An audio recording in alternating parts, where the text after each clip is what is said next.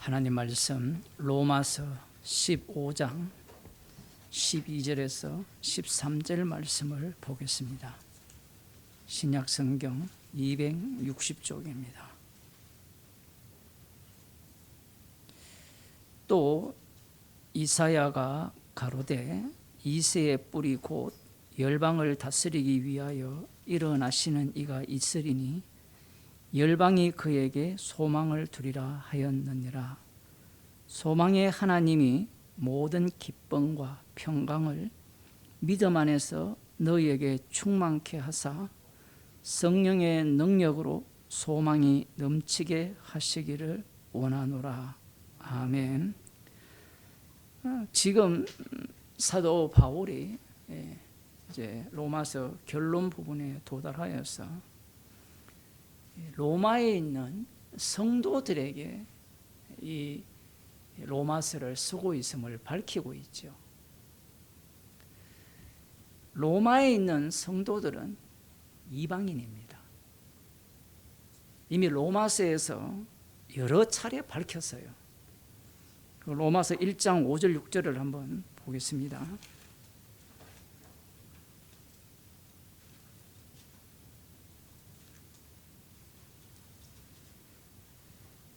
그로 말미암아 그가 우리 주 예수 그리스도입니다. 우리가 은혜와 사도의 직분을 받아. 사도 바울이 바리새인 중에 바리새인이었죠. 본래는 하나님의 명령을 따라서 예수 믿는 자를 핍박하는 자였습니다. 그런데 지금은 주 예수 그리스도의 명을 받아서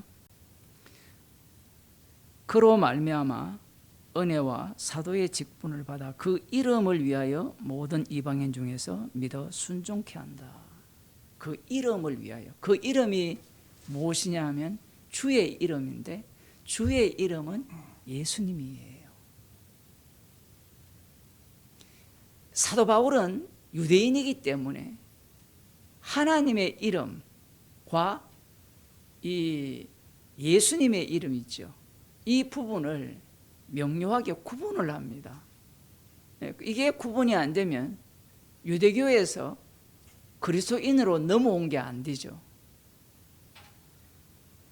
그의 이름입니다. 그 이름을 위하여. 과거에는 하나님의 영광을 위하여 열심을 냈거든요. 개혁주의에서 왜 하나님의 영광을 위하여라고 말을 하느냐 하면요, 그 이름이 싫기 때문에 그래요. 당신이 어떻게 그걸 아느냐? 십자가 지신 예수님은요 찝찝해요. 여러분 그런 생각 안 듭니까? 하나님의 영광이라 하면 내가 뭔가 할 수 있는 것 같잖아요. 사도 바울은 하나님의 영광 물론 맞아요. 그런데 그 하나님의 영광이라는 것이 철저하게 그 이름에 담겨 있어요. 그리고 하는 말이 모든 이방인 중에서 믿어 순종케 한다. 이 말이 굉장히 중요합니다. 너희도 그들 중에서 예수 그리스도의 것으로 부르심을 입은 자니라. 이방인 중에서 믿어 순종케 하는 게 복음인데 사도 바울이 그 일을 지금 사명을 받았잖아요. 그들 중에 누가 있느냐 하면 로마에 있는 성도들이 있다라는 겁니다. 그러면 우리는 또 질문을 해야 되죠. 로마에는 과연 유대인들은 한 명도 없었느냐라는 거예요. 로마서 해석을 할 때, 설교를 할 때, 강해를 할 때 어려운 지점이 뭐냐 하면 분명히 이방인인 로마에 있는 이방인들에게 편지를 썼거든요. 그런데 편지의 내용을 들어가 보면 마치 유대인들이 그 세계 속에 가득한 것 같아요. 하지만 이 이방인 중에 있는 교회들 중에 하나가 로마입니다. 로마에 있는 교회예요. 11장 13절을 보면요. 로마서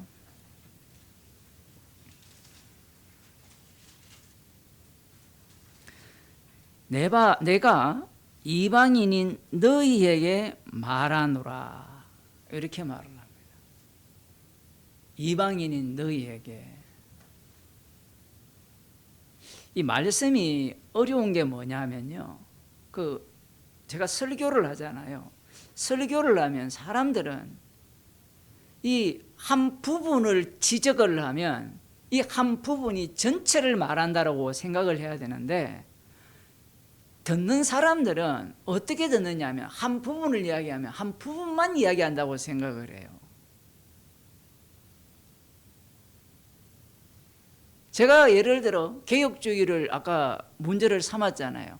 그러면 사람들은 그걸 개혁주의를 공격한다라고 들어요. 우리 자신에 대한 이야기거든요. 사도 바울이 지금 이방인인 너희에게 말을 한다 했을 때, 그러면 만일에 이 로마서를 읽는 성도들 중에 유대인이 있다면 뭐라고 볼까요? 뭐라고? 이건 나한테 하는 이야기가 아니네. 그런 생각을 하지 않겠어요?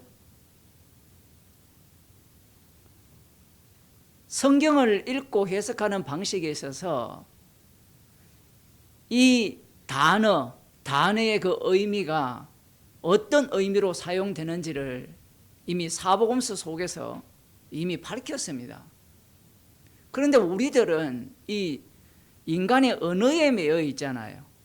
언어에 매여 있으니까 이 언어에 매여서 성경을 해석하려고 해요. 그러면 하나님은 언어에 안 매입니까? 매여요. 매이니까 지금 우리에게 계시로 이 말씀을 주신 거잖아요. 그러면 그런데 이 언어를 통하여서 말씀을 하시는데 중요한 것은 성령을 통해서 말씀을 하신다는 겁니다. 갑자기 완전히 이건 삼천포로 빠져버린 거예요. 얘기가 안 되는 겁니다. 대화를 하려면 상대를 인정하고 가야 되잖아요. 하나님은 상대를 인정하지 않습니다. 지금 로마서에서 지금 상대를 인정합니까? 안 합니까? 안 하잖아요. 의인은 없다 했잖아요. 의인은 없다고 했는데 유대인들은, 이스라엘은 자신들이 하나님의 말씀을 들을 상대가 된다라고 생각을 하는 겁니다. 이방인이 너희에게 말을 한다. 그러면서 이렇게 이야기합니다. 이방인의 사도인 만큼 내 직분을 영광스럽게 여겨노니. 우리 이런 얘기 많이 들었죠. 게바는 유대인의 사도고 바울은 이방인의 사도고, 거기에 세뇌되어 있어가지고 우린 사도 바울은 이방인에게 복음을 전했구나라고 성경도 읽기 전에 답을 갖고 쳐버리죠. 근데 로마서 이제 15장 후반부에 보면요, 내가 예루살렘으로부터 출발해서 일루리곤까지 복음을 전했다 합니다. 예루살렘에 누가 있어요? 거기 가서 이방인만 속속 뽑아서 전했어요? 아니에요. 갈라디아서에 보면 누구한테 복음을 전해요? 게바에게 복음을 전하잖아요. 사도 바울이 지금 뭘 이야기를 하는지를 사람들이 깨닫지를 못하는 겁니다. 무슨 얘기냐 하면 성경은 예수 그리스도가 주되심을 전가하는 말씀이거든요. 다르게 표현하면 십자가를 전가하는 말씀인데, 자꾸 우리들은 말씀을 거기에 관심을 두지 않고 도대체 무슨 옳은 말을 하는가, 어떤 이야기를 하는가, 여기에 관심을 둬요. 누구처럼? 예수님을 살해한, 예수님을 만나기 전 바리새인 중에 바리새인 사울처럼 말씀을 그렇게 보는 겁니다. 이방인의 사도, 이렇게 직분, 이렇게 말을 하죠. 여기만 나오는 게 아니라 15장 16절에도 나옵니다. 곧 나로 이방인을 위하여 그리스도 예수의 일꾼이 되어 하나님의 복음의 제사장 직분을 하게 하사 이방인을 제물로 드리는 그것이 성령 안에서 거룩하게 되어 받으심직하게 하려 하심이라. 그러니까 이런 말씀을 들으면서 사도 바울은 이방인의 사도고 뭐 그렇게 생각을 하는 거예요. 그런데 로마서 전체를 보면서 오늘 본문이 왜 중요하냐면 이 누가 이방인이냐라는 것이 드러나게 되어 있습니다. 사도 바울이 지금 오늘 본문에서 이 이사야를 인용하죠. 이사야 11장 10절을 보겠습니다.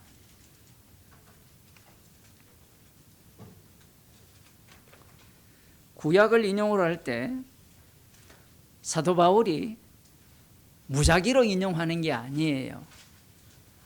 한 부분을 인용을 하는데 지금 로마서에서 이사야를 엄청 많이 인용하거든요. 시편도 인용 많이 하고 그다음 신명기도 인용을 많이 하는데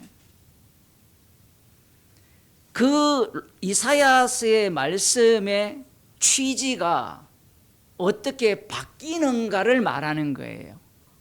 그럼 이사야 11장 10절을 보면 그날에 이새의 뿌리에서 한 삭이 났어 만민의 기호로 설 것이요. 기호라는 것은 이 깃발이라는 거거든요. 기호로 설 것이요. 열방이 그에게로 돌아오리니 그 거한 곳이 영화로우리라. 우리는 성경은 이렇게 동그라미 쳐서 딱 단락을 나눠놨잖아요. 원래 성경은 절도 없고 장도 없습니다. 그 다 연결되어 있는데 사도 바울이 이 부분을 인용을 했어요. 그런데 저도 안 똑똑하기 때문에 여러분 중에 똑똑한 사람은 지금 10절을 딱 읽는 순간 로마서와 다르다는 걸 금방 찾아냅니다. 우리 대학생들은 금방 찾아냈죠? 어떻습니까? 다 명문대를 다니잖아요. 이 정도는 찾아낼 수 있어야 되죠. 그런데 교인들이요, 대학생이 되었던 교수가 되었던 이 교회만 들어오면요 바보가 돼요. 왜 바보가 되느냐 하면 말씀이 무엇인지 왜 그러한지 안 따져요. 왜? 목사들이 바보를 만들었거든요. 성경에 대한 질문을 하면 기도하세요. 자기 모르면 모른다 해야 되죠. 제가 이번에 이재명 대통령 얘기하는 거 보면서 아니 목사들이 저 수준만 돼도 교회가 바보가 안 되는데 공무원들에게 뭐라고 이야기합니까? 모르면 모른다 이야기하고 보고를 할 때 아는 거는 안다 하고 모르면 다른 사람한테 시키면 되잖아요. 불러오면 되잖아요. 근데 목사들은 지가 다 아는 듯 해가지고 기도하세요. 그래 따져 들어가면 기도 안 해서 그렇습니다. 왜 믿음이 없습니까? 믿으세요. 그걸 어릴 때부터 세뇌시키는 거예요. 세뇌. 말씀이 달라요. 뭐가 다르냐 하면 사도 바울이 지금 로마서 15장 12절에서 인용한 내용은 70인용입니다. 70인경. 70명의 똑똑한 사람들이 모여서 성경을 번역을 했거든요.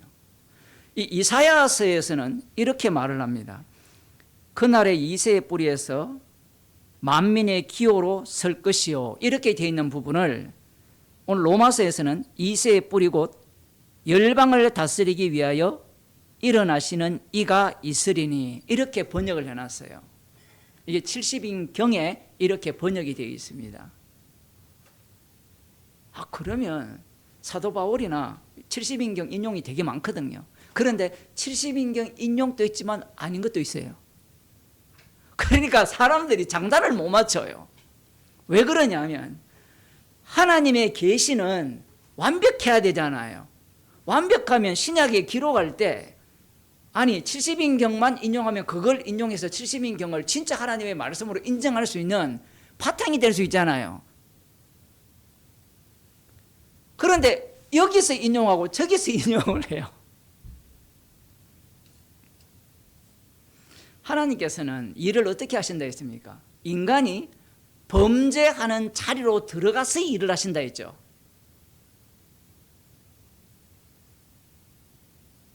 아담이 선악과를 따먹었잖아요. 그러면 정령 죽으리라는 말씀이 그 범죄 속으로 들어가서 정령 죽으리라는 그 말씀을 이루어내시잖아요. 정령 그 범죄한 밖으로 안 나가잖아요. 하나님의 말씀이. 하나님이 일을 그렇게 하시거든요. 지금 여기에서 이 사도 바울이 70인경에서는 열방을 다스리기 위하여 일어나시는 이라고 이야기하는데, 이사야에서는 만민의 기요로 설 것이요. 만민의 기요. 그러면 이방인들의 기호라는 것과 열방을 다스리는 것의 차이점이 무엇이냐라는 것을 생각을 해야 돼요. 그 다음 나오는 게 뭐냐면 열방이 그에게로 돌아오리니 이렇게 나오잖아요. 열방이 그에게로 돌아오리니.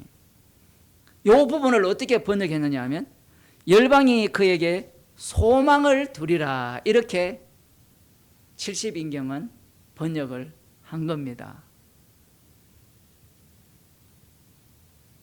이 번역한 사람들이 누굽니까? 유대인들이죠. 그러면 유대인들은 번역을 할 때 누구 중심으로 성경 말씀을 해석할까요? 이해할까요? 자기들 중심이죠. 그런데 사도 바울이 자기들 중심인 그 말씀을 갖고 와서 어디 중심으로 바꿔버리냐 하면 십자가신 예수 그리스도 중심으로 완전히 바꿔버립니다. 이 이사야서를 조금 봐야 되는데요. 이사야 1장 1절을 봅시다.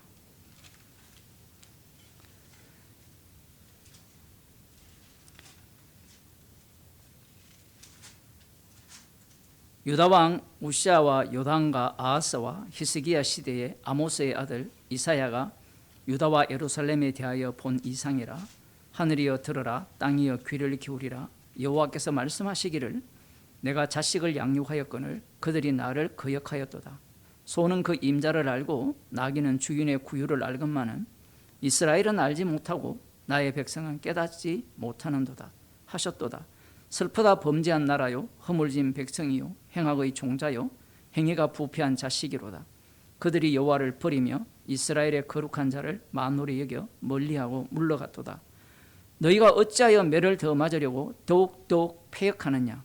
온 머리는 병들었고 온 마음은 피곤하였으며. 지금 이 시절이 어느 시절이냐면 유다왕 우시아, 요담, 아하스, 히스기야 시대의 현상이에요. 그런데 이 현상이 역사 속에서 반복이 돼요. 반복이 되면서 깊어지죠. 깊어지면 바벨론에 의해서 멸망을 당하죠. 그러면 멸망을 당하여서 70년이라는 그 시기 동안 이들의 죄악의 깊이가 얕아질까요? 깊어질까요? 깊어져요. 정답을 아시네. 우리들 생각에는 70년이 되면 이 죄악의 깊이가 얕아진다 생각하잖아요. 그걸 어디에서 볼 수 있느냐면 70년 만에 돌아와서 성전 건립을 하다가 회방꾼이 등장하니까 어떻게 합니까? 멈춰버리잖아요. 어쩔 수 없이 성전을 다 건축했어요. 그 다음 어떻게 살아갑니까? 말씀대로 살아갑니까? 안 살아갑니까? 안 살아가요. 말라기를 보더라도 어떻게 살아갑니까? 그들이 하나님의 말씀을 우습게 여기죠. 자기가 더 우선시 되는 겁니다.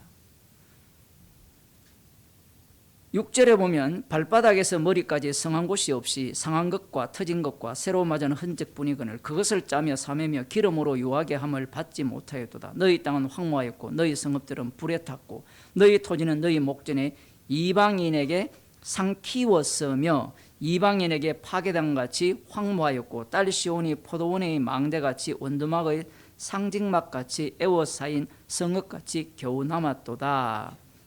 만군의 여호와께서 우리를 위하여 조금 남겨두지 아니하셨다면 우리가 소돔 같고 고모라 같았으리로다. 사실 이 사건이 요즘 우리가 주일날 오후 예배에 보는 그 36장 7장 사건이에요. 그런데 그 사건이 단순히 역사적으로 그때만 일어난 사건이냐? 그건 아니에요. 하나의 뭐가 됩니까? 예표가 되죠. 그것이 어디까지 넘어옵니까? 로마서에서 지금 이 본문을 인용하거든요. 그런데 여기에서 우리가 생각해야 되는 게, 우리를 위하여 조금 남겨두지 아니하셨다면 우리가 소돔 같고 고모라 같았으리라, 이렇게 되어 있거든요. 조금 남겨두셨다라는 거예요. 누구를 위하여? 우리를 위하여. 그렇다면 이 말씀을 보는 이 유대인들은, 이스라엘 백성들은 이 말씀을 어떤 식으로 해석을 하겠어요? 바벨론 포로로 잡혀갔죠. 돌아왔죠. 돌아온 자들은 자신들을 뭘로 보겠습니까? 우리를 위하여 여호와께서 남겨두셨다라는 거예요. 자신들을 위하여서 남겨뒀다라는 겁니다.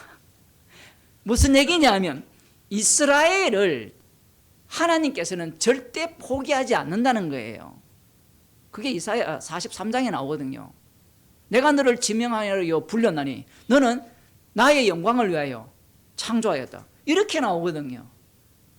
요 2장에 보면 이런 말씀이 나옵니다. 2장 1절, 아모스의 아들 이사야가 받은 바 유다와 예루살렘에 관한 말씀이니라. 말일에 여호와의 전의 산이 모든 산 꼭대기에 굳게 설 것이요 모든 작은 산 위에 뛰어나리라. 말일이 언제냐면 여호와의 날이에요. 여호와의 날이 언제냐면 종말입니다. 이 말일이라는 것이 계속해서 뒤로 밀려가요.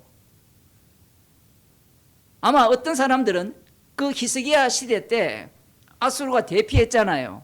그러니까 이사야 이 말씀을 기억하고 있다면 이제 드디어 우리가 이 모든 산들 위에 뛰어난 산이 될 것이다, 시온산이 될 것이다, 그런 생각을 했겠죠. 당연히 그런 생각을 계속해서 갖고 있는 겁니다. 중요한 것은 여기에 보면 여호와의 전의 산이 어디입니까? 모리아산, 거기에 하나님의 성전이 세워지잖아요. 쉽게 말하면 시온산, 이렇게 보시면 돼요. 그 시온산이 모든 산 꼭대기에 굳게 선다라는 겁니다. 이것은 어떤 의미를 담고 있습니까? 이스라엘이라는 것은 절대로 날아가지 않는다라는 거예요. 만방이 거리로 모여들 것이라. 시온으로 모여들거든요. 예루살렘 있잖아요. 지금 그곳으로 몰려들 것이라. 많은 백성이 가며 이르기를 오라 우리가 여호와의 산에 오르며 야곱의 하나님의 전에 이르자. 이 야곱의 하나님의 전이 어디입니까? 이 당시에는 솔로몬 성전이잖아요. 지금은 이걸 그대로 믿어가지고 에스겔 성전을 준비하고 있는 자들도 있거든요. 엄청나게 준비가 되었대요. 궁금하시면 유튜브 들어가 보세요. 이런 자들이 왜 자꾸 발생을 하느냐 하면 로마서에 대한 이 해석, 본문에 대한 해석이 엉터리이기 때문에 그래요.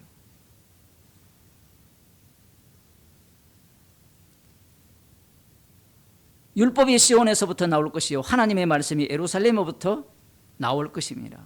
그가 열방 사이에 판단하시며 많은 백성을 판결하시리니 무리가 그 칼을 쳐서 보습을 만들고, 이렇게 나오거든요. 예루살렘으로부터 말씀이 나온다 라고 할 때 이 말씀은 뭘까요? 성전에, 이 신명기에 하면 성전 옆에 있는, 성전 안에 있는 율법책이잖아요. 말씀이 율법이잖아요. 그 예루살렘에서 율법이 나오면 모든 열국이 율법의 가르침을 받는다라는 게 말씀대로 해석하는 방식이에요. 그런데 우리는 이미 정답을 알고 있잖아요. 예루살렘에서 말씀이 나왔죠. 그 예루살렘에서 어떤 일이 일어났습니까? 하나님의 아들이 자기 백성에게, 남은 자들에게 잡혀서 핍박받고 고난받고 죽으신 자리예요. 그 십자가에서 복음이 나오는 겁니다. 지금 이 말씀에 대한 예언인데 문제가 뭐냐 하면 이 예수 믿는다고 하는 사람들도 이런 본문을 보면서 십자가가 밝게 보이지 않고 계속해서 예루살렘이 보인다라는 거예요. 목사님, 나는 그런 수준이 아닌데요. 그런 수준이 과연 아닌지를 오늘 로마서 한번 보면서 그걸 알아내야 돼요.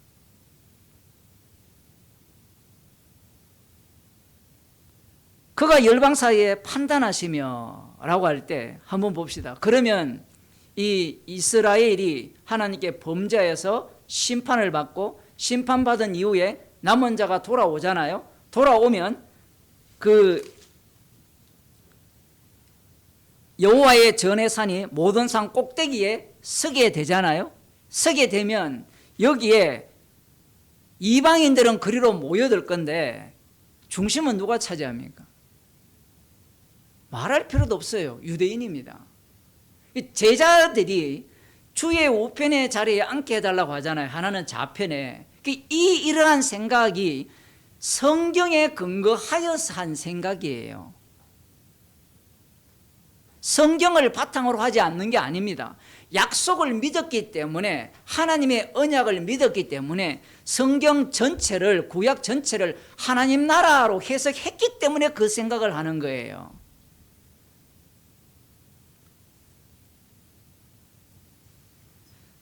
이들이 이 말씀을 보면서 과연 이스라엘을 포기할 수 있느냐라는 거예요. 포기할 수 있겠어요?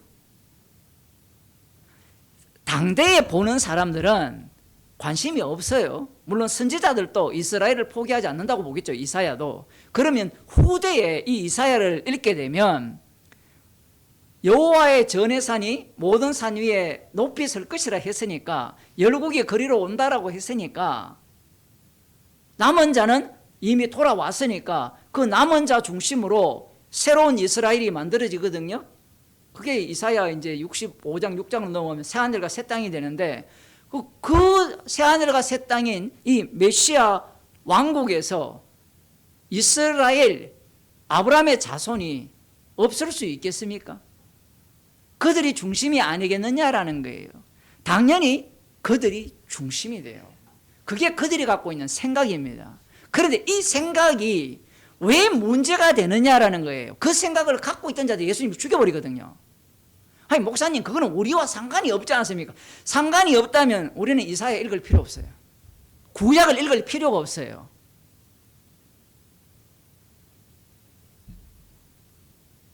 특히 이 로마서 보면 구약을 완전히 도배를 해놨잖아요. 구약 이야기를 왜 그렇게 많이 합니까? 그거 유대인 이야기하기 위해서 하는 거예요?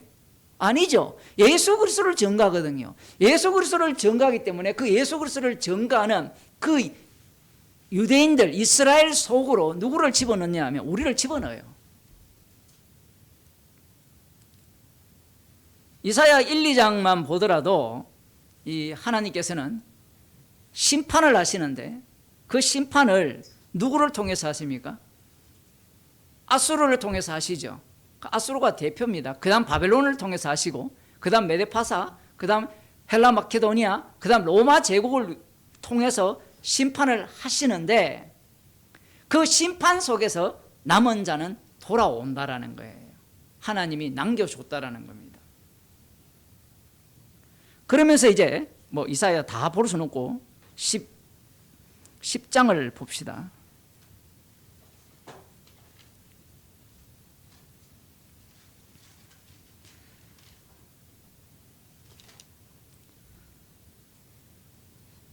그 10절을 1절 다 볼 수는 없고 15절 봅시다. 도끼가 어찌 찍는 자에게 스스로 자랑하겠으며 톱이 어찌 켜는 자에게 스스로 큰 치 하겠느냐. 이는 막대기가 자기를 드는 자를 움직이려 하며 몽둥이가 나무 아닌 사람을 들려 함과 일반이로다. 그러므로 주 만군의 여호와께서 살찐 자로 파리하게 하시며 그 영화의 아래에 불이 붙는 것 같이 맹렬히 타게 하실 것이라. 이스라엘의 빛은 불이요 그 거룩한 자는 불꽃이라. 하루 사이에 그의 형급과 진리가 소멸되며 그 삼림과 기름진 밭과 밭의 영광이 전부 소멸되리니 병인이 점점 쇠약하여 감 같을 것이라. 그 삼림에 남은 나무의 수가 휘소하여 아이라도 능히 계산할 수 있으리라. 하나님께서 이스라엘 범죄함으로 말미암아 심판의 도구로 아수르를 사용했는데 이들이 교만하니까 하나님께서 자체가 이 불이시니까 그 심판의 불로 그들을 심판을 합니다. 심판을 하시니까 그 다음 20절에 그날에, 그 심판의 날에 이스라엘의 남은 자와 야곱 족속의 피난한 자들이 다시는 자기를 친 자를 의뢰치 아니하고 이스라엘의 거룩하신 자 여호와를 진실이 의뢰하리니, 다시는 안 그런다 그러잖아요. 그런 시절이 과연 있었느냐라는 거예요. 그 있다라는 시절이 언제냐면 예수님이 오셨을 때예요. 바리새인과 사두개인, 서기관들, 그들이 활동할 때입니다. 그들은 자신만만하거든요. 이스라엘의 거룩하신 자 여호와를 진실히 의뢰하리니 남은 자 곧 야곱의 남은 자가 능하신 하나님께로 돌아올 것이요 이스라엘이여 네 백성이 바다의 모래 같을지라도 남은 자만 돌아오리니 넘치는 공의로 회멸이 작정되었습니다. 사실 이 구절도 로마서 9장 27절 8절에서 인용을 했습니다. 그런데 로마서 9장 27, 28절 조금 이따 보겠지만 거기에서 인용한 의미와 이 말씀의 의미가 달라요. 우리는 이걸 보면서 무슨 생각을 할 수 있어요? 분명히 하나님의 그 이방 나라에 대한 심판은 날에는 누가 돌아오게 돼요? 남은 자가 돌아온다라는 겁니다. 남은 자가, 피난한 자들이 돌아온다라는 거예요. 이방 나라를 심판할 때. 그런데 예수님 때 보면 어떻습니까? 메시아가 오게 되면 자신들은 어때요? 심판 속에서 빠지고, 누구만 심판받죠? 이방 나라들, 하나님을 경외하지 않는 자들, 열매 맺지 않는 자들이 심판을 받는 겁니다. 남은 자들이 돌아오리니, 이렇게 말씀을 하셨으니까 남은 자는 돌아온다라는 거거든요. 그럼 남은 자가 누구냐라고 하면 여러분 한번 생각해 보세요. 누가 남은 자가 돼요? 자, 역사가 흐르잖아요. 시간 속에서 바벨론에서 돌아온 자들이 남은 자 맞죠? 그런데 이게 애매해지는 게 뭐냐면 바벨론에 있던 자들도 남은 자가 있어요. 에스더에 보면 그 남은 자들이 있다니까요. 흩어진 자들이 나중에는 이제 완전히 모두 돌아오는 시절이 언제냐면 진짜 남은 자가 돌아오는 시절이라고 볼 수 있는 겁니다. 그러면 예수님 당시가 되면 누가 남은 자예요? 누가 남은 자입니까? 유대인들이 남은 자잖아요. 자기들이 볼 때. 바리새인과 서기관들이 남은 자거든요. 말씀대로 살고 있으니까. 남은 자가 없다라고 생각할 사람이 있겠느냐 얘기예요. 이사야를 보면서. 하나님이 남은 자는 돌아온다라고 했으니까 이것은 틀림없이 혈통적 이스라엘 자손 중에 남은 자일 거라고 그렇게 생각할 수밖에 없는 겁니다. 그러니 예수님 당시에 자기 자신들을 남은 자라고 간주할 수밖에 없는 거예요. 성경 해석은 그렇게밖에 안 됩니다. 그러면 여러분이 좀 재미없으니까 좀 재밌게 얘기해 볼게요. 그럼 여러분은 남은 자입니까 아닙니까? 사도 바울은 지금 이걸 건드리고 있어요. 이걸 건드리고 있다고요. 시간이 지나면, 시간이란 요소가 개입이 되면 이스라엘이 한번 보세요. 6월절 어린 양의 피로 구원받을 때는 우리가 볼 때는 완벽하잖아요. 근데 시간이 지나면서 거기에 뭐가 개입됩니까? 환경이 개입되니까 어떻게 돼요? 뽀록이 다 나죠. 마찬가지예요.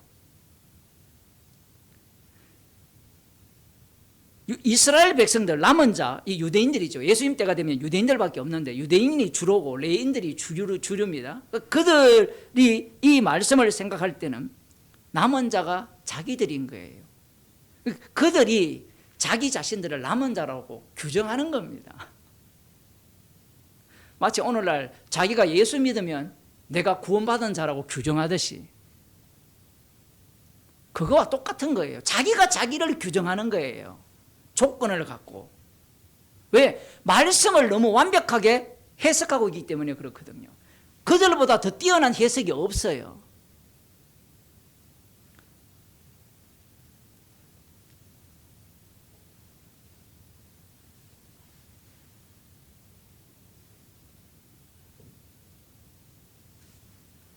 이스라엘 백성들이 바다의 모래 같을지라도 남은 자만 돌아오리니, 이 말씀을 이스라엘 백성 중에 남은 자가 돌아온다라는 이 해석을 하는 경우에는 육적 해석이에요. 사도 바울이 이 로마서 15장에서 얼마나 물론 성령의 일이지만 말씀을 인용을 할 때 유대인들을 불쾌하게 인용하는지를 보셔야 돼요. 조금 더 봅시다. 그 11장으로 넘어가서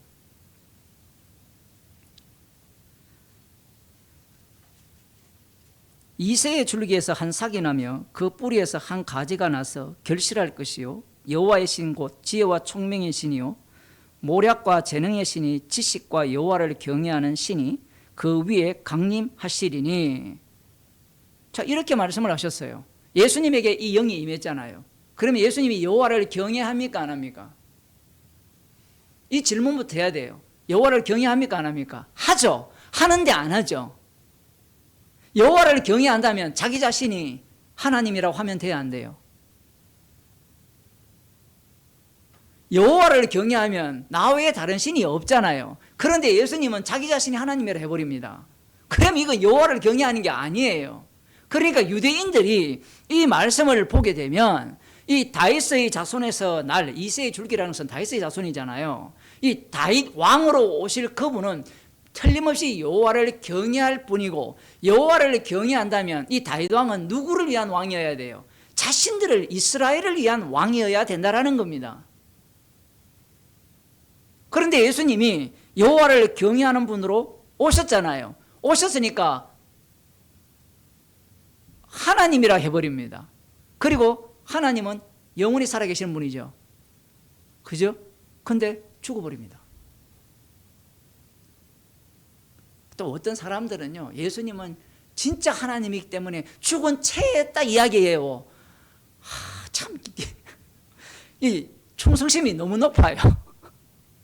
왜 그런 생각을 하느냐면 하나님은 죽을 수 없다라는 신개념을 갖고 있기 때문에 그렇습니다. 그게 우상이거든요. 그 신학에서 신정론이 있어요. 신의 정의. 하나님은 전지전능하다면 악이라는 것을 허용해야 되느냐 말아야 되느냐, 여기에 대한 이제 변론을 해요. 변론을.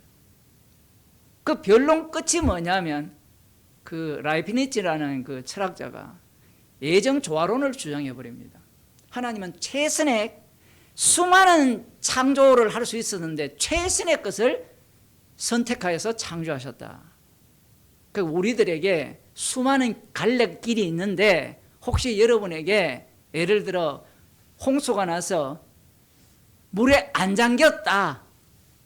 그게 주님이 최선의 그 예정하신 뜻이에요. 그래서 선이 뭐냐? 그런 게 없어요. 하나님 앞에서 진짜 선은 십자가거든요. 십자가가 선이에요. 모든 것이 협력하여 선을 이룬다라는 이런 구조를 갖고 와서 이 철학적 논리로 이 세상 자체가 하나님이 예정하신 뜻이고 조화되었고 모든 것들은 이미 확정된 거예요. 확정된 세계 속에서 하나님의 선함을 드러낸다. 그럼 하나님 선함이 뭔데? 뭐냐고 하면 하나님은 전지전능하시고 악한 분이 아니고, 그러면서 뭐 개혁주의에서는 하나님의 영광을 위함이다. 두리뭉실하게 가요. 그 십자가가 선이거든요.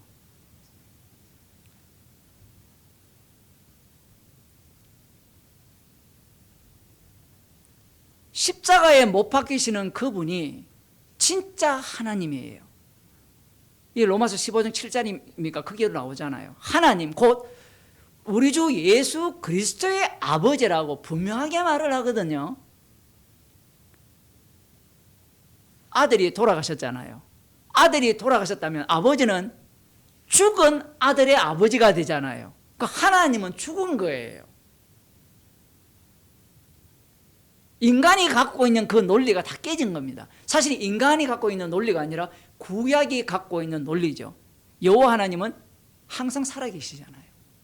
그러니까 여호와를 경외한 분이 오신다면 자기가 만일에 하나님의 신을 이렇게 받았다라고 한다면 소문이 났을 거 아니에요. 세례 요한으로부터 받을 때 성령의 비둘기같이 임했다. 소문이 쫙 퍼졌을 때 그들은 이미 답을 갖고 있어요. 성령을 받았기 때문에, 하나님의 신을 받았기 때문에 여호와를 경외할 것이다. 그럼 여호와를 경외한다면 안식일을 지킬 것이다. 율법을 지킬 것이다. 이 논리를 그들은 펴는 겁니다.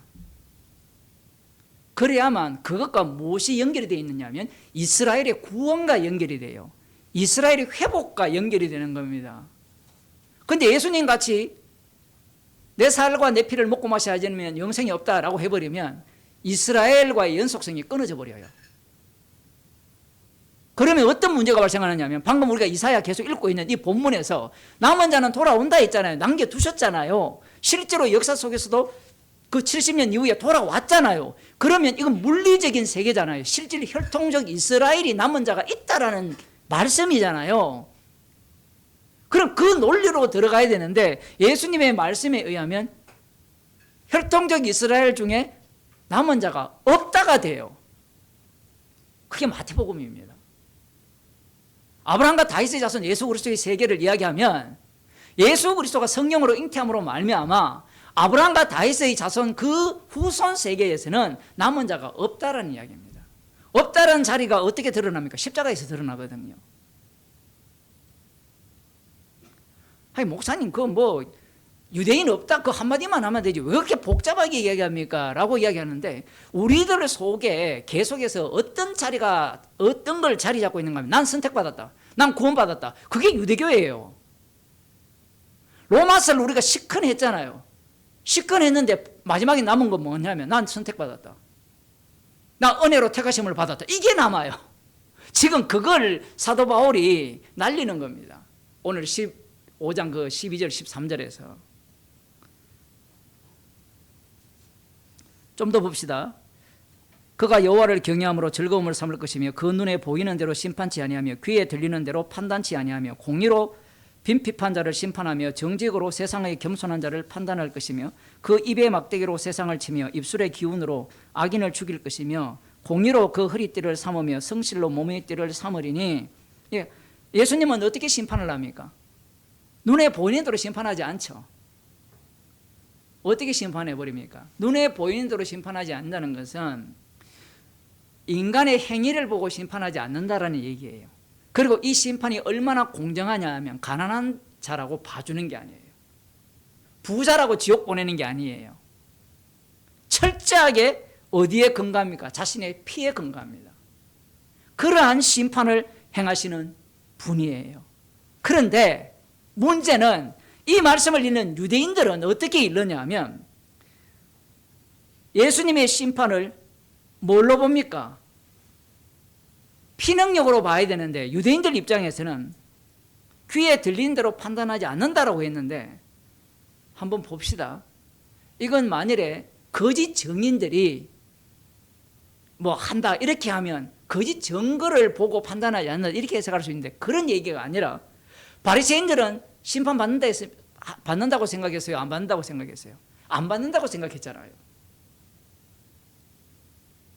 이게 되게 흥미로워요. 왜 그러냐면 지금 이사야 1장에서 10장까지 보면 이스라엘이 왜 심판받습니까? 눈에 보이는 대로 율법을 위반했기 때문에 심판을 받았잖아요. 그러면 여기에 보면 눈에 보이는 대로 심판하지 않는다라고 하면 이게 모순이잖아요. 인간 세계에서 모순은 이게 용납이 안 돼요. 모순은. 하나님은 모순적인 분입니까? 모순적이지 않는 분입니까? 만일에요, 하나님이 모순적인 분이라고 이야기를 해버리면 하나님은 믿을 대상이 안 돼요. 앞뒤가 안 맞잖아요. 분명히 우상숭배 때문에 심판을 하셨다면 그 다음 어떻게 하셔야 돼요? 구원을 할 때도 그 근거를 갖고 구원을 해야 되잖아요. 보이는 대로. 그러면 우리는 또 똑똑하니까 목사님 바리새인들은 유월절 어린 양의 피공로를 몰라서 그런 거 아닙니까? 그걸 인정을 안 해서 그렇지 않습니까? 이렇게 우리는 또 말을 할 거 아니에요. 여기에 대해서 세간점 학파들이 설명을 잘 해놨어요. 유월절 어린 양의 피를 인정을 해요. 인정을 하면서 그거 인정한다고 심판을 피할 수 있어요, 없어요? 없었잖아요. 구약을 보게 되면. 그러니까 결국은 그들이 제사를 지내도 만일에 거짓으로 제사를 지낸다든가 율법대로 살지 않으면 심판을 받잖아요. 그러면 이 눈에 보이는 대로 심판하지 않는다는 이 말씀을 어떻게 해석하겠습니까? 이건 해석 불가예요. 왜냐하면 하나님께서 하시는 일이기 때문에 그것은 은혜를 잊게 되면 이 말씀 속으로 들어가게 돼요. 문제는 인간들은 자기가 하나님이잖아요. 하나님의 말씀을 내가 읽잖아요. 내가 읽으니까 내가 이 본문을 해석을 하는 겁니다. 해석을 하면 하나님, 이제 마지막 다윗의 자손이 오시면 눈에 보이는 대로 심판하지 않는다. 근데 세례 요한이 뭐라고 외칩니까? 눈에 보이는 대로 심판한다고 외치거든요. 회개하라, 도끼가 나무 뿌리에 놓였으니 열매 맺지 않는 자들은 찍어 불에 던지오리라. 눈에 보이는 이야기잖아요. 그러니까 이게 해석이 안 되는 겁니다. 그러면 목사님, 그 이후에는 눈에 보이지 않는 식으로 해석했으니까 그러면 눈에 보이는 것은 아무 소용 없습니까? 라는 또 질문을 하겠죠. 지금 로마서 읽으니까 눈에 보이는 게 아무 소용 없어요? 보이는 자체가 보이지 않는 판결과 하나가 되어 있어요. 인간들은 이 잔머리 대가기 때문에 보이지 않는 식으로 눈에 보이는 대로 판결하지 않는다니까 인간들은 그래 십자가에 피로 구원받지. 그래 피로 구원받으면 그 다음 뭐예요? 피로 구원받았으니까 내 마음대로 살아도 되겠네. 이런 논리가 나와요. 행위를 안 본다 했으니까 어차피 피로 구원받으니까 이건 운명이잖아요. 선택이잖아요. 선택. 그러니까 굳이 우리가 복음을 들으려고 이 뭐 더운데 올 필요가 뭐가 있느냐 얘기예요. 주님을 위하여 헌신할 이유가 없잖아요. 그러니까 인간들이 빠져나갈 수 있는 모든 논리들을 차단한 게 십자가 복음이에요. 그래서 구약이 중요한 겁니다.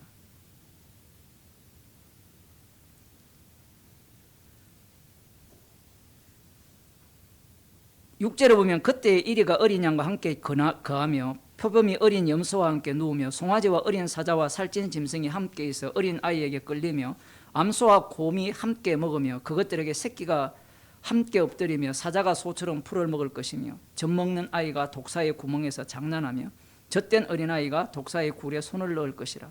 나의 거룩한 산 모든 곳에서 해됨도 없고 상함도 없을 것이니 이는 물이 바다를 덮은같이 여호와를 아는 지식이 세상에 충만함이라. 더 이상 전쟁이 없어요.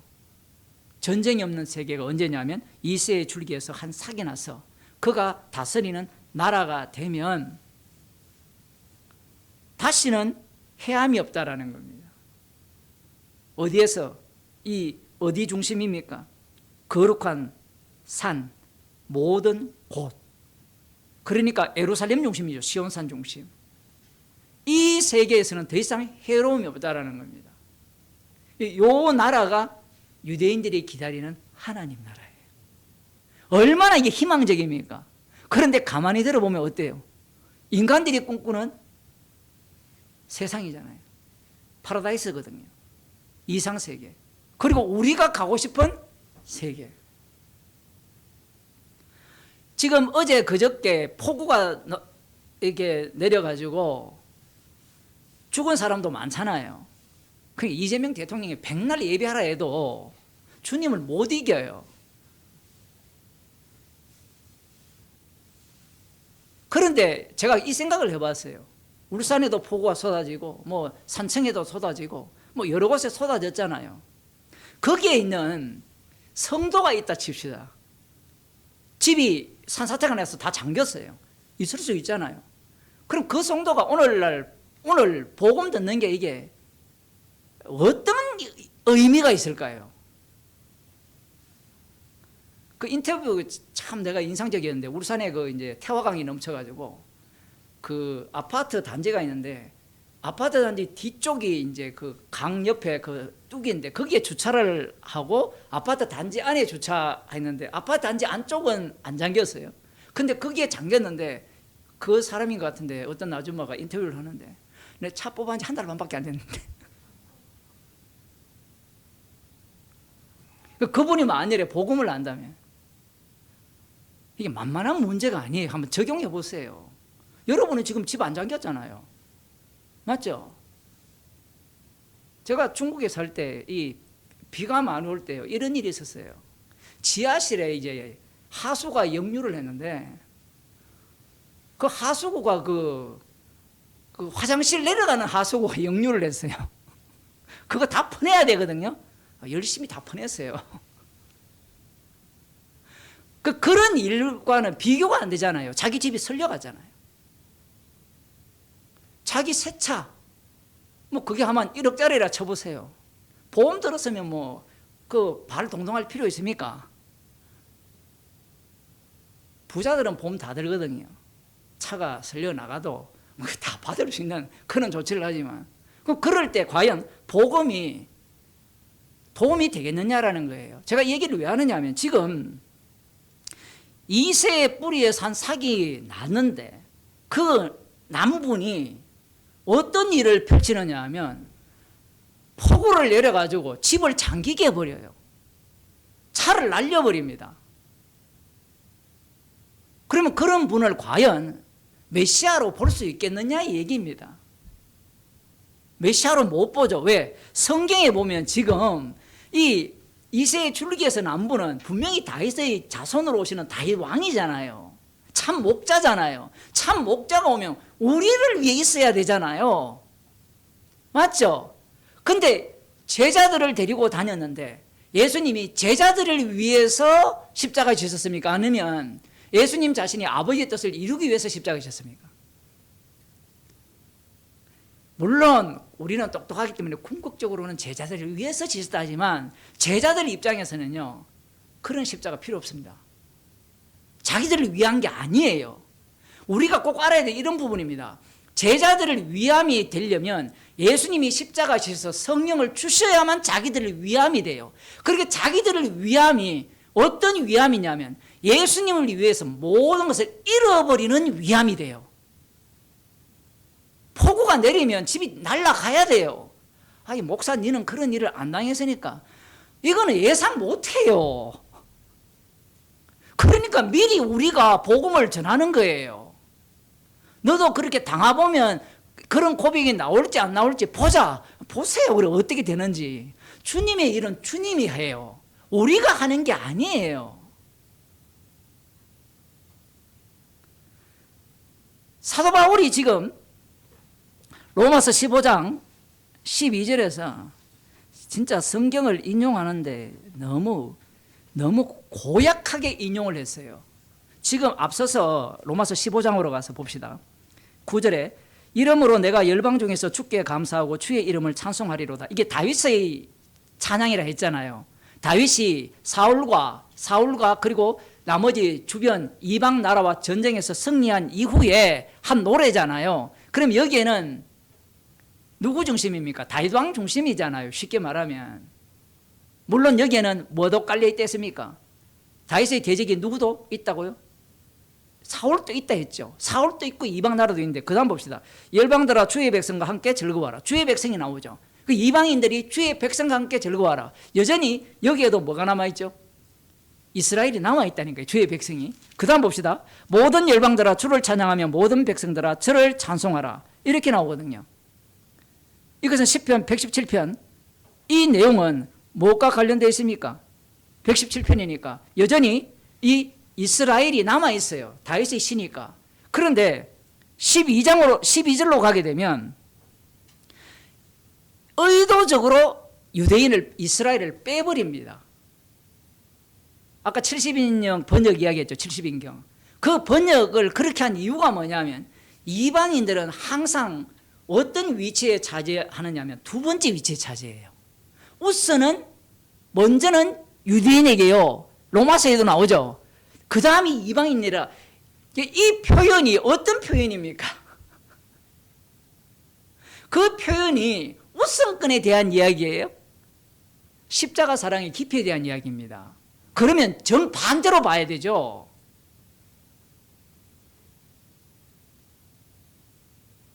십자가에 예수님을 못 박을 때 누가 주도를 했습니까?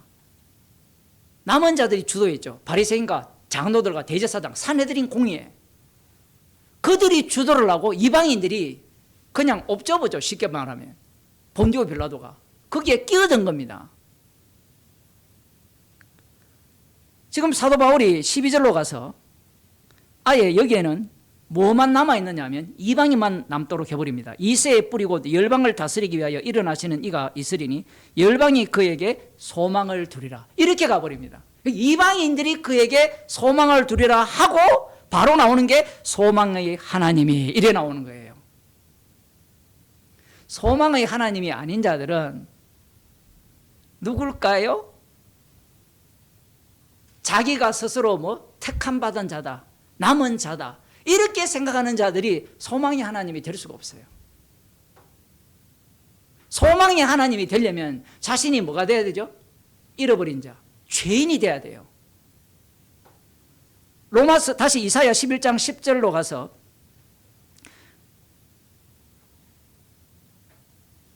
그날에 이새의 뿌리에서 한 싹이 나서 만민의 기호로 쓸 것이요 열방이 그에게로 돌아오리니 그 거한 곳이 영화로우리라. 이걸 바꿔가지고 이새의 뿌리고 열방을 다스리기 위하여 일어나시는 이가 있으리니 열방이 그에게 소망을 두리라. 이렇게 바꾸었거든요. 바꾸어서 그 다음 이제 나오는 구절을 봐야 돼요.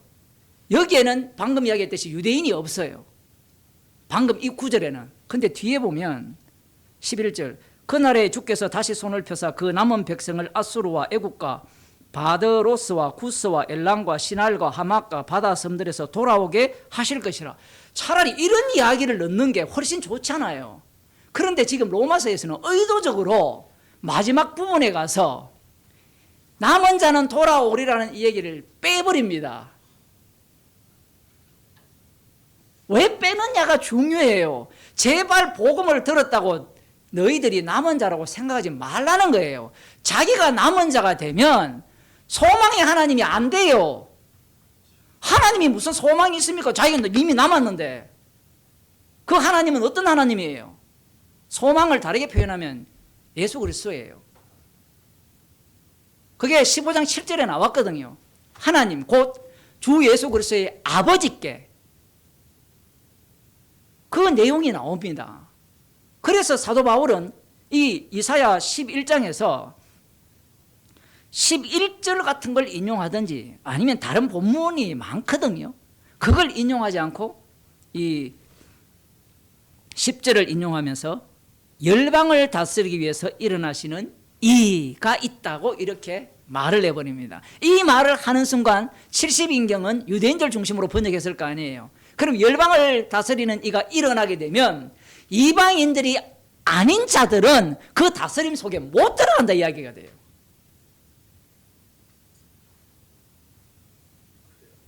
무시무시한 말씀입니다. 이건 이미 로마서 앞부분에서 11장에서 말씀을 하셨어요. 모든 사람을 불순종 가운데 가두어 두시면 긍휼을 베풀려 하심이라. 그 불순종 가운데 가두어진 자의 대표자들이 누굽니까? 이스라엘이에요. 그게 이스라엘이라고요. 그러면 우리는 이 로마에 있는 자들이 이방인들이잖아요. 그러면 우리는 안 가두어졌습니까? 가두어진 거예요. 그런데 시간이 흘렀어요. 복음을 듣고 십자가 복음을 듣고 시간이 흐르니까 자기들 위치가 이게 재밌어요. 자기들은 안 바뀌었는데 시간이 흐르잖아요. 시간이 흐르면서 환경이 바뀌잖아요. 환경이 바뀌니까 좌표가 달라져 버려요. 자기 위치가 달라져 버리니까 자기가 어디로 가버립니까? 유대인으로 가버려요. 남은 자 유대인으로. 구원파들의 문제가 뭐냐 하면 소망의 하나님이 안 돼요. 우리에게는 더 이상 소망의 하나님 필요 없습니다. 십자가가 필요 없어요. 그러면 그들에게 뭐가 필요하냐 하면 아까 뭐가 봤어요? 구약에 나오는 새하늘과 새 땅에서 이루어질 땅에서의 축복, 땅에서의 영광, 건강, 가족의 행복, 이런 게 남는 거예요. 그건 뭐라고 합니까? 우상이라고 하거든요. 왜 십자가냐라고 이야기하면 십자가만이 모든 우상을 규정할 수 있어요. 십자가는 내가 죽고 내 안에 그리스도께서 사는 거예요. 십자가의 능력만이 자기 부인의 능력이 있어요. 십자가를 믿는 것은 능력이 아니에요. 십자가를 믿는 것은 자기 부인이 안 돼요.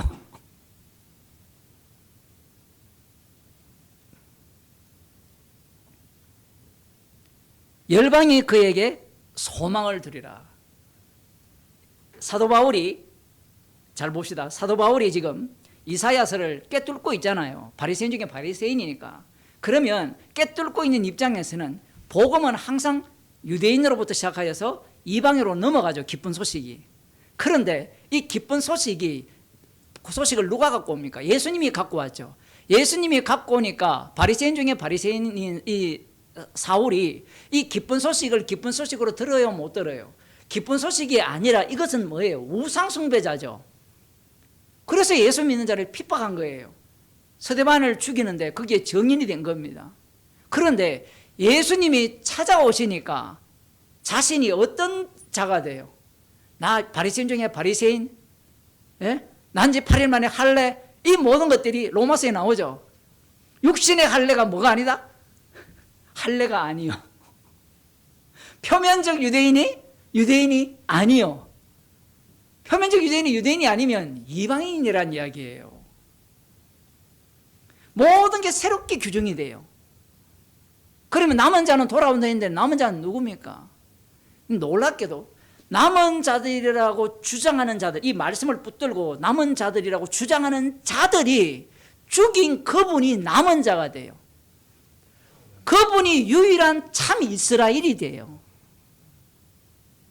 아니, 목사님, 그러면 이제 그분이 참 이스라엘이니까 우리는 이제 그분이 만드신 그 피로 만든 우리가 참 이스라엘이 아닙니까? 맞아요. 말이 맞는데 문제가 뭐냐면 로마에 있는 성도들이 참 이스라엘에서 다시 어디로 갑니까?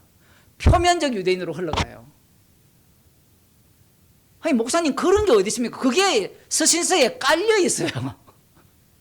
안 그러면 뒤에 이런 이야기 할 필요가 뭐 있습니까? 아, 예수님이 이미 다 십자가에서 화목제물로 되셔서 하나님의 의를 드러내기 위해서 우리를 어렵게 하셨습니다. 여러분, 이거 믿고 사세요. 끝! 그러면 되잖아요. 그런데 다시 사사로운 삶의 현장으로 갖고 오죠. 기껏 무슨 문제입니까? 먹는 문제. 참, 이 단순히 먹는 문제만 하는 것도 아니죠. 고린도 교회는 머리 스타일 문제까지 다루거든요. 우리는 그런 걸 시시하다 보잖아요. 시시한 게 아니에요. 왜 그렇게 말씀을 하시느냐면 십자가 사건이 성도 속에 들어와요. 들어오면 말씀은 십자가이신 예수님의 주되심을 증거하기 위한 말씀이고, 처음 창조한 그 인간들은 하나님의 형상을 온 땅에 충만하기 위한 창조였잖아요. 그러면 예수님이 홀로 그러면 온 땅에 충만하면 안 됩니까? 라고 이야기를 하는데 예수님은 그렇게 일을 안 해요. 어떻게 일을 하느냐면 자기 백성들에게 성령을 주셔서 복음을 전하게 하셔서 그리스도의 형상 십자가잖아요. 그 십자가가 온 땅에 충만하도록 주님은 조치를 하는 겁니다. 그 대표적인 자리가 어디냐면 교회예요. 그런데 교회가 출발은 십자가로 했어요. 출발은 십자가로 했는데 시간과 환경 중에 하나가 돈이에요. 여러분, 우리 자신을 돌아보면 돈이 별로 없을 때는요, 간절함이 많았어요. 마음이 낮았다니까요. 안 그런가요? 근데 돈이 많아지죠. 그 다음 또 어떤 게 요소 있습니까? 정보가 많아지죠. 정보가 많아지고 그런 것들이 많아지면 욕망이 더 무럭무럭 자라요. 끊임없이 자랍니다. 그 환경 똑같아요. 그리고 이 먼저 복음을 들은 자들이 먼저 복음을 들으면 수준이 높을까요? 낮을까요? 지적 수준이 높죠. 높으면 수준 낮은 자를 어떻게 보겠습니까? 환경이 바뀐 거예요. 낮은 자를 어떻게 봐요? 깔보죠. 너 이것도 몰라? 저것도 몰라? 주님이 그걸 조치를 한 거예요. 여러분, 교회 집단의 문제가 뭐냐면 교회를 오래 다닌 사람들이 왕노릇해요. 그게 가장 큰 문제예요. 분명히 예수님은 섬기기 위해서 왔다 했거든요. 섬기는 자가 왕이 돼요. 요즘은 다 가식이기 때문에. 그런 것도 있고, 또 어떤 집단들은 성경을 열심히 가르칩니다. 열심히 배워요. 왜? 아는 것이 힘이니까. 많이 아는 자가, 오래 다닌 자가 뭐가 되죠? 왕이 돼요. 그런 사람은 여러분 두려워하지 마세요. 거지 나사로를 두려워해야 돼요. 그런 사람은 소자가 아니에요. 그런데 이 시간이 지나니까 말하는 것은 다 맞아요. 예수님의 말씀이 딱 맞아요. 저들이 말하는 것은 들으라. 그러니까 시간이 지나서 복음에 대한 것은 줄 쏟아내는데 말하는 것은 다 한데 그들이 행하는 것은 본받지 말라. 왜? 마귀 새끼니까. 왜? 이 성경 지식, 복음의 진리가 자기를 왕으로 만드는 도구가 된 거예요. 심지어 우리도 똑같아요. 십자가 복음이 자기가 왕이 되는 도구가 될 수 있어요.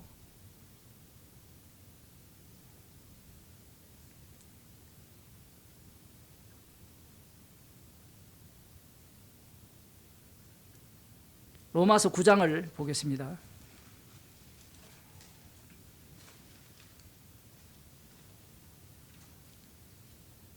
26절부터 보면요. 25절부터 보면 호세아 그래도 이르기를 내가 내 백성 아닌 자를 내 백성이라 사랑치 아니한 자를 사랑한 자라 부르리라. 너희는 내 백성이 아니라 한 그곳에서 저희가 살아계신 하나님의 아들이라 부름을 얻으리라 함과 같으니라. 이렇게 아무리 이야기해도 난 이스라엘이야 이야기하거든요. 그럼 이 말씀이 이스라엘에게만 해당됩니까? 우리에게 해당됩니까? 우리에게 해당돼요. 그럼 우리는 내 백성 아닌 자에서 내 백성이라 라는 말씀에 사람이 되어야 돼요. 그게 우리가 말하는 죄인이라는 의미예요. 죄인이라는 명사가 되지 말고 죄인이 되어야 돼요. 그건 주님이 그렇게 만듭니다. 이 말씀의 세계 속으로 성도를 집어넣는 거예요. 계속해서 반복하는 이유가 인간은요 죽을 때까지 안 되기 때문에 그래요. 그 다음 봅시다. 또 이사야가 이스라엘에 관하여 외치되 이스라엘 무자손의 수가 비록 바다의 모래 같을지라도 남은 자만 구원을 얻으리니 주께서 땅 위에서 그 말씀을 이루사 필하시고 끝내시리라 하셨느니라. 땅 위에서 반드시 이 말씀을 이루어요. 하늘에 가서 하는 게 아니에요. 천국은 이 땅에서 결정이 되는 겁니다. 중요한 것은 남은 자만 구원을 얻는다 했을 때 이 남은 자가 호세아와 연결하면 내 백성 아닌 자를 내 백성이라 하는 거예요. 그러면 이 이스라엘 백성들이 바벨론 포로로 잡혀가서 돌아올 때 이 예수님 때까지 종말 때까지 전 과정은 어떤 과정이냐면 내 백성 아닌 자를 내 백성이라는 과정이고 동시에 남은 자만 돌아오리라는 과정이에요. 그러면 이스라엘 입장에서는 남은 자는 누구예요? 나예요, 나. 그러니까 이 모순되는 말씀에서 호세아 선지자가 외쳤으니까 내 백성 아니라 했다가 내 백성이라 했으니까 이 사람은 이전에 이스라엘이었으니까 그 이스라엘이 아니라고 했다가 이스라엘이 하니까 이 이스라엘이 연속성이 있지 않겠느냐라고 생각하는 것이 인간들이 갖고 있는 사고방식이에요. 그런데 주님은 어떻게 일을 하느냐면 이스라엘 아니다 해버려요. 아예 이스라엘 전체를 날려버립니다. 신명기 29장 봅시다. 조금만 더 하고 마칠게요. 하나님께서 일을 어떻게 하시느냐 하면 우리들이 생각하는 방식으로 일을 안 합니다.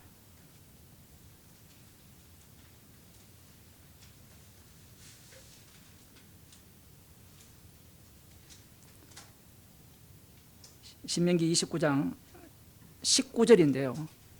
이 저주의 말을 듣고도 심중에 스스로 위로하여 이르기를 내가 내 마음을 강팍케 하여 젖은 것과 마른 것을 멸할지라도 평안하리라 할까 염려함이라.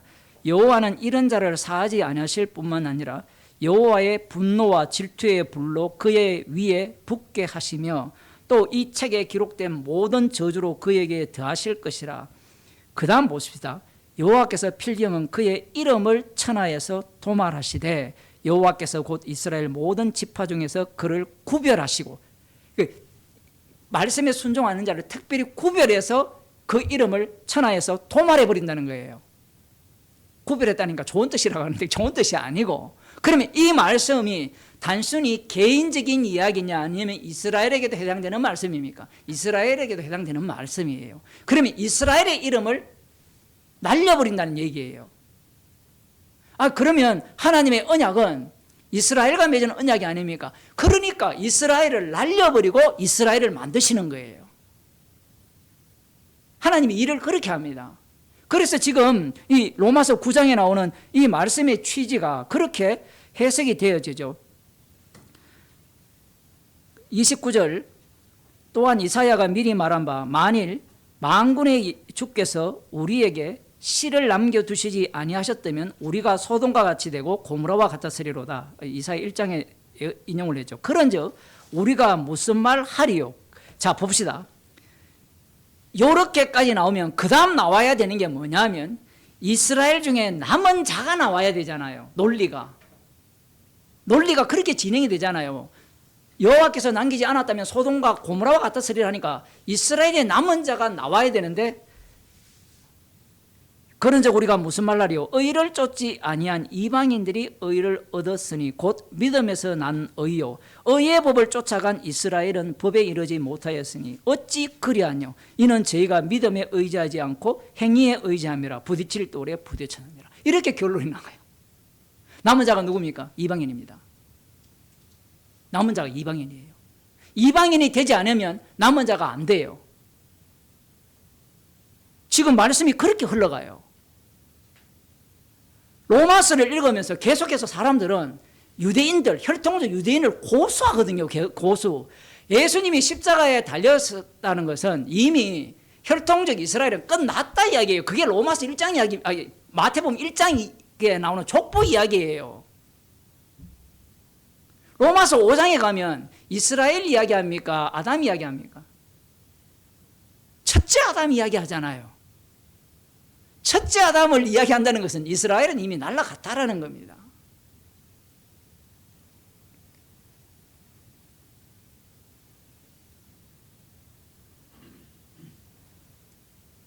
이제 다시 로마서로 15장으로 가서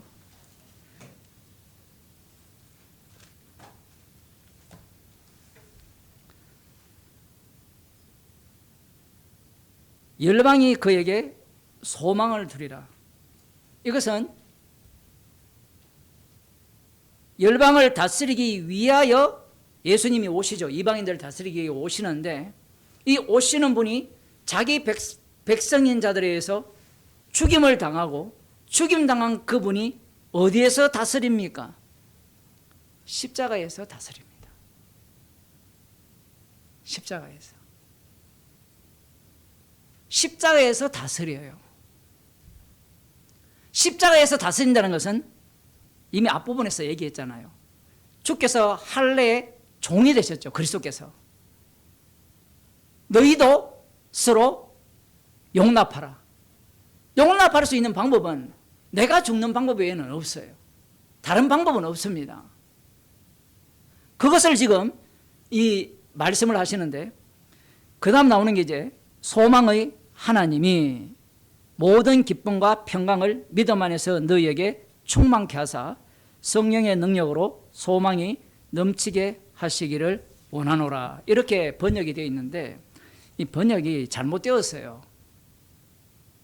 잘못되었다 하면 아니 목사님 그럼 성경을 어떻게 봐야 되면 그냥 봐도 되는데, 제가 좀 번역을 해드리면 어떻게 이 본문이 구성되어 있냐면 소망의 하나님이 모든 기쁨과 평강을 믿음 안에서 너희에게 충만하게 하사. 여기까지는 문제가 없어요. 믿음 안에서 무엇을 충만하게 하기를 원하냐면 기쁨과 평강이에요.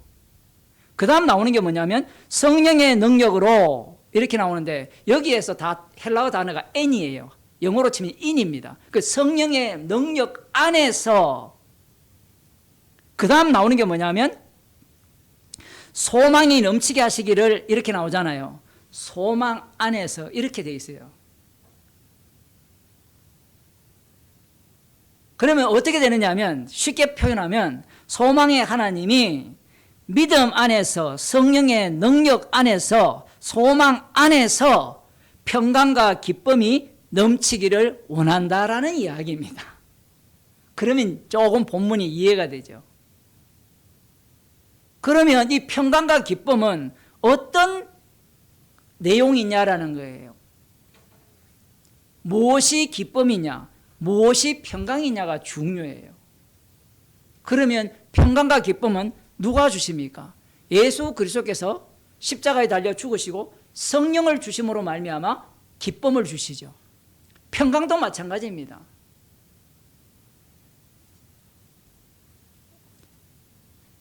요한복음 15장 11절에 보면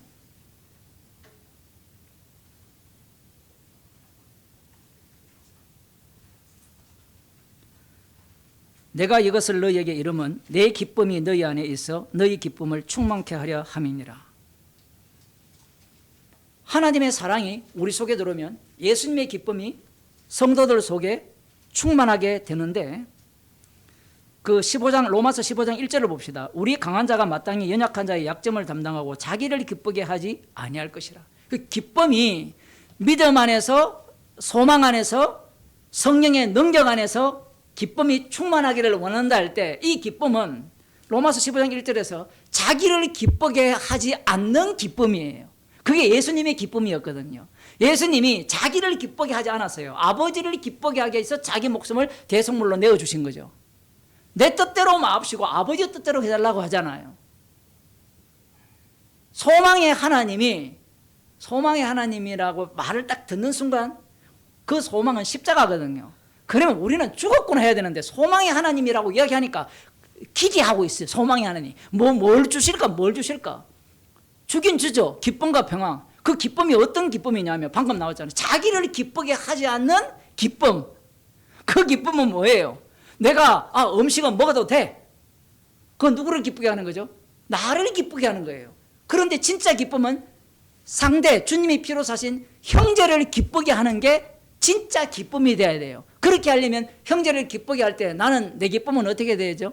나를 기쁘게 하지 않는 겁니다. 그게 기쁨이에요. 그런 기쁨이 충만하기를 원한다는 거예요. 그 다음 평안도 마찬가지잖아요. 그 요한복음 14장에서 나오잖아요. 내가 주는 평강은 세상이 주는 평강과 달라요. 그럼 무엇이 평안이냐면 십자가 사랑 안에 들어간 자체가 평안이에요. 사람들은 소망의 하나님이 믿음 안에서 성령의 능력 안에서 소망 안에서 이 기쁨과 평강이 충만하기를 원한다고 하니까 이 어디로 갑니까? 삼천포로 빠져요. 자기를 기쁘게 하지 않는 것이. 그리고 우리가 생각하는 평안은 어떤 평안이죠? 팍스 로마가 되려면 어떻게 해야 됩니까? 이 강력한 권력을 휘둘려야 되잖아요. 그 교회도 마찬가지죠. 어떤 평안입니까? 내가 죽는 평안이에요. 내가 죽어야 참된 평안이 찾아와요. 이 목사님 그게 어떻게 가능합니까? 그게 성령의 일이에요. 성령의 일은 반드시 십자가를 자랑하게 되어 있어요.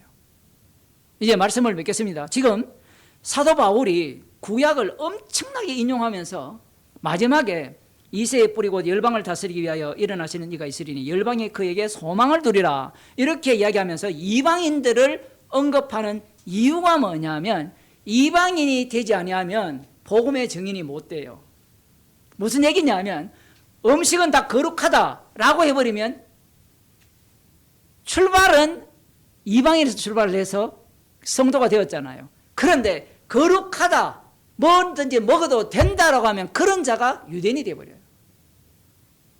아니 목사님, 그러면 그렇게 안 살면 됩니까? 안 살면 안 됩니까? 안 살 수가 없어요. 왜냐하면 우리는 선악 구조 속에 들어있기 때문에. 그래서 우리는 죽을 때까지 십자가만 자랑할 수밖에 없다라는 겁니다. 그 자리가 교회라는 거예요. 그래서 교회를 꼭 오셔야 돼요.